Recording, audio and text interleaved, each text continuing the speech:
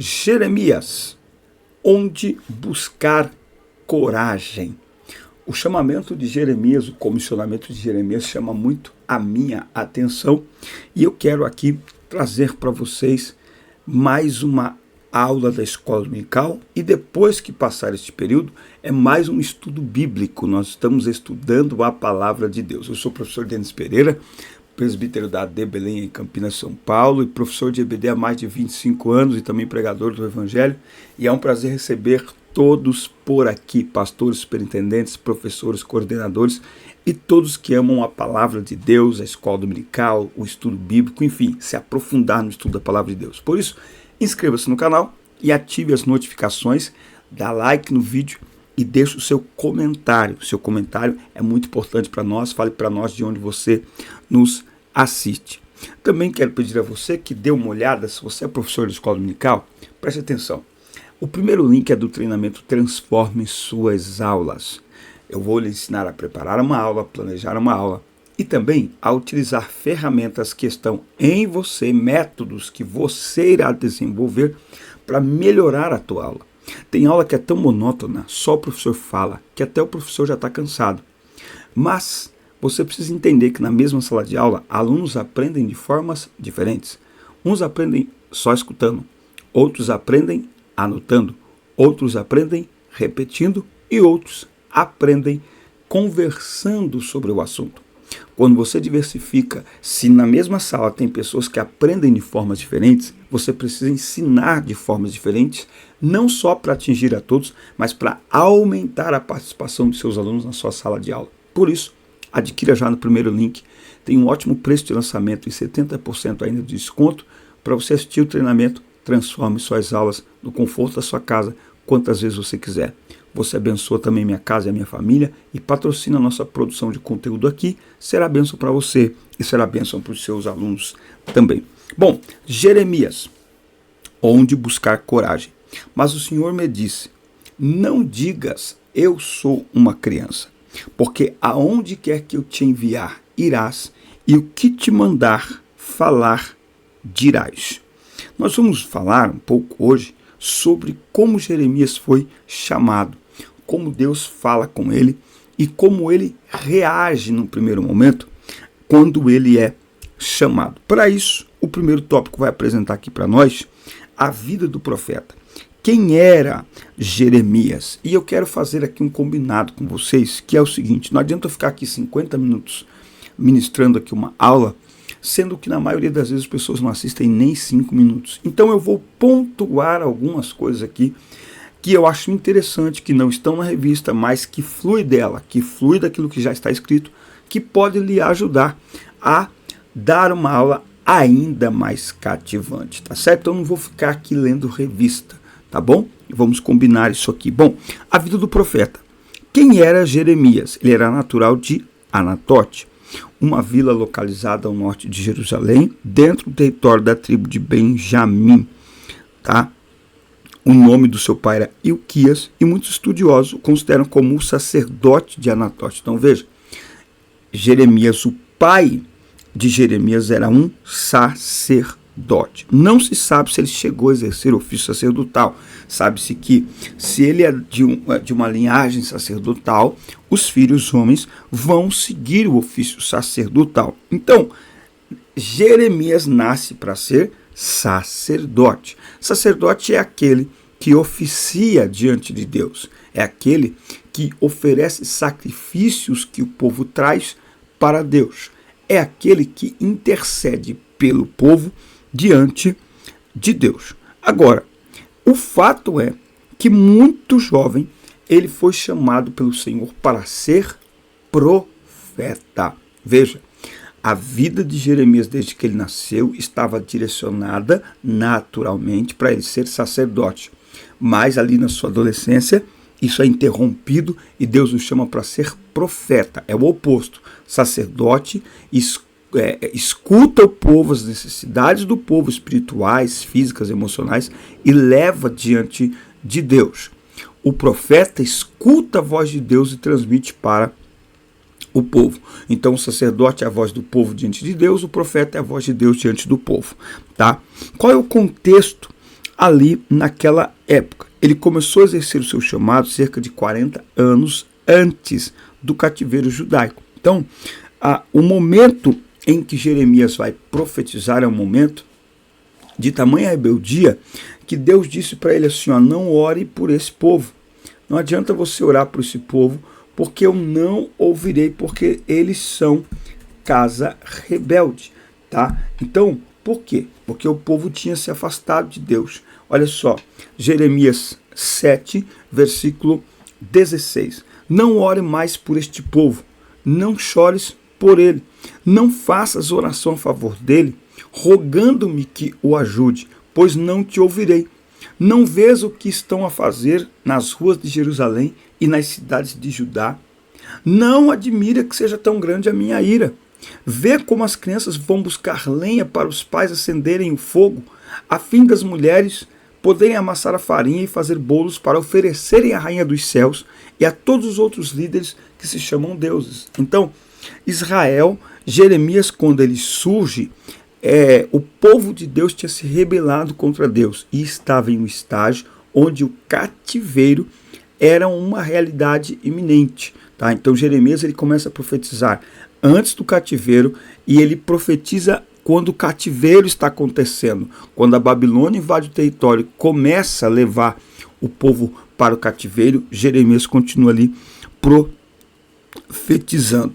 Jeremias também é um profeta sensível à voz de Deus. Se tem uma coisa que o profeta precisa ser, é sensível à voz de Deus. Veja que no meio de tudo isso, ele escuta a voz de Deus. Não é? Então, sempre haverá alguém sensível à voz de Deus. Por isso que a gente não pode olhar para uma geração e achar que ninguém está ouvindo a voz de Deus, e achar que está todo mundo perdido, que está todo mundo em rebeldia. Não, sempre há os remanescentes, sempre há alguém escutando a voz de Deus.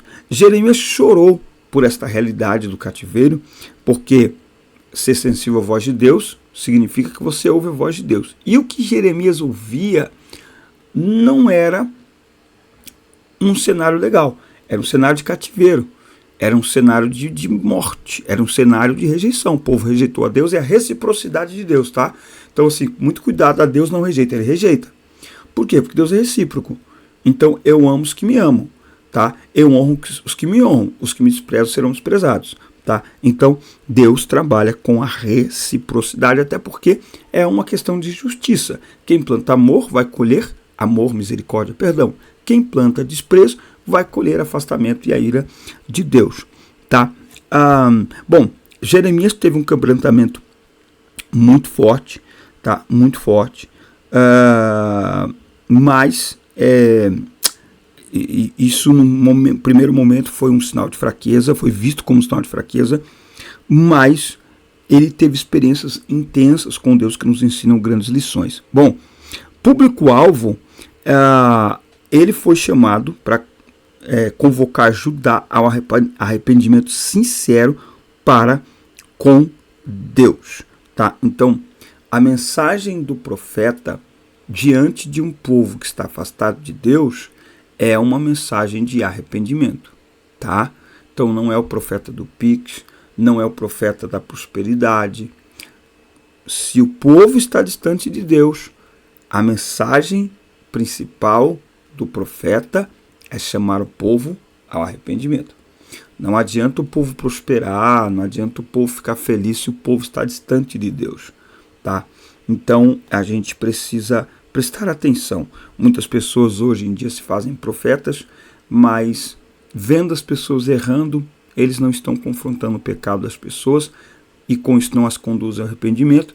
E aí tem muita gente entrando em certos lugares que chamam de igrejas, escutando palavras proféticas. Eu tenho medo disso, a palavra profética, e agindo de acordo com aquela palavra profética, e aí alguns prosperam, alguns se tornam milionários, mas a vida com Deus continua uma bagunça, continua uma baderna, não adianta nada.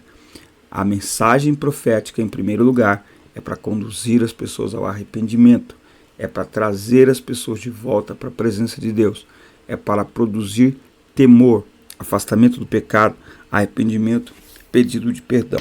Bom, no ponto 2 aqui, a gente vai ver a chamada e o envio de Jeremias. E ó, se você não está inscrito no canal ainda, inscreva-se, ative as notificações, dá like no vídeo e deixe o seu comentário. Seu comentário vale ouro, seu comentário é muito importante para nós. Ó, desculpas para não atender ao chamado. A primeira coisa que ele vai dizer é que ele era uma criança. E aqui ele vai escutar de Deus uma palavra muito forte, que no versículo 5. Antes que eu te formasse no ventre, eu te conheci.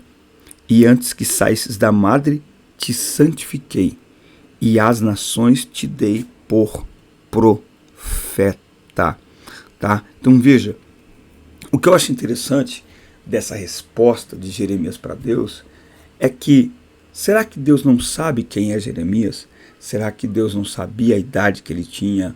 Não sabia o contexto em que ele vivia? Deus sabia.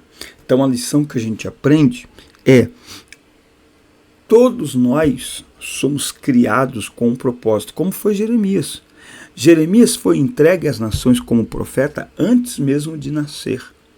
Antes mesmo de nascer, ele já foi separado para uma missão especial e extraordinária. Então, todos nós precisamos ter isso em mente. O Senhor nos conhece.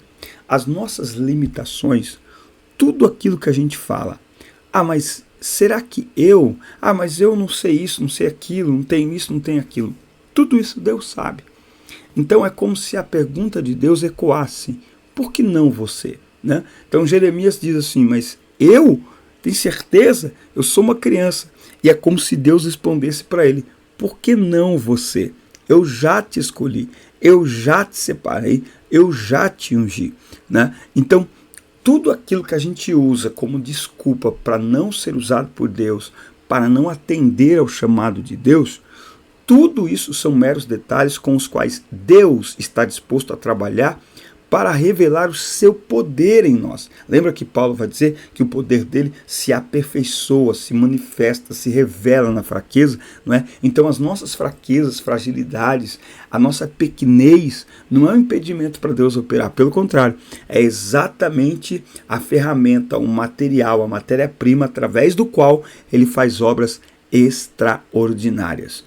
É como alguém que faz obra de arte com material reciclado.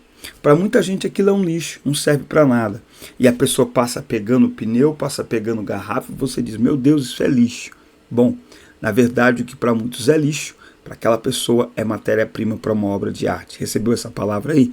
Aquilo que você acha que é defeito, que é problema, que é dificuldade, suas fragilidades, na verdade são matéria-prima para Deus realizar uma obra de arte, uma obra extraordinária, uma obra maravilhosa. Então, não evite ser usado por Deus. Não sabote o chamado de Deus na sua vida. É a mensagem que eu quero deixar aqui desta aula maravilhosa. Não sabote o chamado de Deus para a tua vida. Todos que ele chamou tinham suas imperfeições. E qual a maior qualidade daqueles que Deus chama? Disposição. É dizer: eis-me aqui, usa a minha vida. O Senhor sabe as minhas limitações, o Senhor sabe as minhas fragilidades, o Senhor sabe o quanto eu sou pequeno, mas se o Senhor me chamou, é porque o Senhor também sabe como trabalhar em meio a todas as minhas deficiências e fragilidades e como usar tudo isso para o nome do Senhor ser glorificado. Então, não sabote o seu chamado, seria o tema de uma pregação aí para você pregar para os seus adolescentes. Muito bem, ponto 3 vai falar das condições de Judá, não é? Quem era Jeremias, qual é o contexto em que ele é chamado e agora as condições de Judá, o momento, o lugar, a cultura, o tempo em que Jeremias é chamado. A idolatria e imoralidade. Um dos motivos pelos quais o Senhor prometeu enviar o cativeiro babilônico sobre Judá foi a sua decadência espiritual. Tá? Então, nos dias que antecederam o exílio, Judá se encontrava mergulhada em idolatria e imoralidade. Mergulhada mesmo. Tá? Por isso que não era possível mais voltar. Judá chegou em um ponto em que a única forma de restaurar a fé daquele povo era permitindo o cativeiro. Não tinha outra forma. Deus já tinha avisado, enviado profetas, usado juízes, enfim, Deus já tinha feito de tudo, tinha dado tempo, tinha sido paciente. Agora, porque Deus não atua com ameaça, Deus atua com promessa. Então Deus vinha avisando eles há muito tempo que permitiria o cativeiro. Eles não acreditavam, porque era povo de Deus, porque a terra era sagrada. Mas Deus disse, vai para o cativeiro. Então, Jeremias nasce no momento em que o cativeiro é uma realidade, em que o cativeiro é só uma questão de tempo. Não há mais como voltar atrás. Não porque Deus não pudesse voltar atrás, porque aonde há arrependimento e quebrantamento de coração, Deus atua com misericórdia. Não é? Agora, o coração daquele povo estava tão endurecido que não tinha outro jeito. Tinha que ir para o cativeiro, tá? Bom, a mentira e o desprezo à palavra de Deus. Além dos desvios religiosos e a iniquidade dos reis, a maldade, falsidade e falta de temor a Deus eram acentuadas no comportamento de toda a Judá, tá? Tanto que Deus revelou ao profeta que até os da própria casa se voltavam contra ele encobertamente, tá? Em nossos dias, muitas vezes, nos deparamos com a mesma postura por parte de alguns ouvintes da palavra. São pessoas que escutam com atenção a pregação, mas agem com desprezo e falta de temor a Deus. Tá? Eu costumo dizer que o mais assustador para mim, no tempo em que nós estamos vivendo, é a indiferença, é a dureza de coração daqueles que, sabendo o que desagrada a Deus, eles decidem viver uma vida que desagrada a Deus. Então há uma frieza no olhar. Há uma falta de sensibilidade. Frieza, falta de sensibilidade leva à incredulidade, dureza de coração, rebeldia. Tá? Agora olha o que o texto diz em Gálatas 6:7. Não erreis, Deus não se deixa escarnecer, porque tudo que o homem semear, isso também ceifará.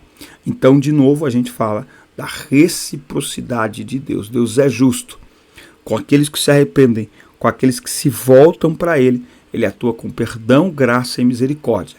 Para aqueles que viram as costas para Deus, por própria vontade, vai colher a ira de Deus. Romanos 1 nos mostra bem isso. A mensagem profética de Jeremias tratava-se de uma convocação ao arrependimento. Então, concluímos aqui, veja, que o interesse de Deus com o cativeiro, com essa manifestação de sua ira, o interesse de Deus era conduzir o povo ao arrependimento. O interesse de Deus não era destruir o povo, não. O interesse de Deus era levá-los ao arrependimento, tá? Por isso que a gente precisa ter o nosso coração quebrantado diante do Senhor.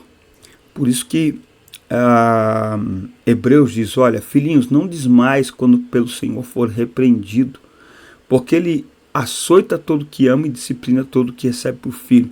Se estáis sem disciplina, não sois filhos, mas bastardos. Então, a qualidade dos verdadeiros filhos de Deus é a aceitação da disciplina. Quem não aceita a disciplina do Senhor não é filho, é bastardo. Filho que é filho ama a disciplina, aceita a disciplina, porque sabe que ela é uma manifestação do amor e da graça de Deus. Por isso, a gente conclui aqui essa aula com esta reflexão, para que o nosso coração esteja sempre atento à voz do Senhor.